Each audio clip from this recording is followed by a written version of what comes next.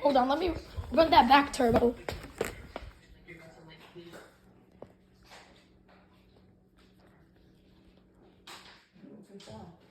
Oh no, I got it. Aviation experts say it was likely operational error involving air traffic control where a few seconds could be the difference between a near miss and something far worse. Tenerife be like. See, that's the app I use, Live ATC.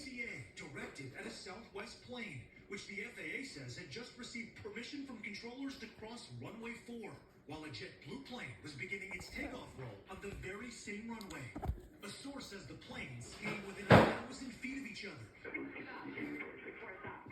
See, Live ATC, that's what I use.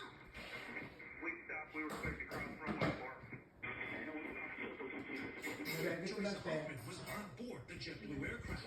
You're about to lose your grandmother and VQ, and right about that, right before that's about to happen, we just slammed the brakes. Thankfully, the potential disaster was averted, but now there are many questions about what might have caused the mishap in the first place. It appears that you had two different airplanes talking to two different. Blood has a 777X. And one tower controller.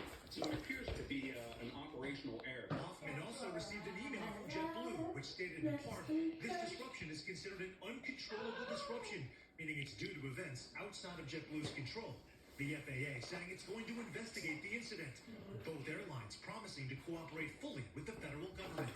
Even as the FAA says runway incursions have dropped, a string of recent close calls have raised significant concerns. Man, wait till you go back to 1977. FedEx cargo plane last winter, coming within 100 feet of a Southwest passenger plane about to take off.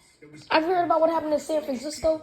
A plane was 20 feet away from crashing into 3 planes on the taxiway, which could have been deadlier than 9/11, because there was a total of 3,000 people in all the planes combined.